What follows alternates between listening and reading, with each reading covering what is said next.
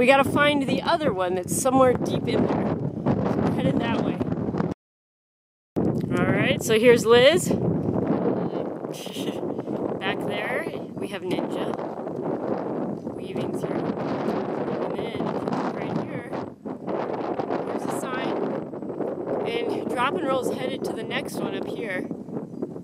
And it's right there. So you see how this works. We just kind of go from sign to sign. And the ground, very rocky, unstable, sometimes sandy. Just goes in and out of different things. But yeah, definitely keeps your mind. This is very common. You're just kind of walking your way through. Sometimes there's some footprints ahead of you. And you're looking for the next sign, which if I can zoom in on it. Right there, can you guys see? There. So right there in the center. And we're going to walk to that from here. So that's how it works. You kind of spot the sign.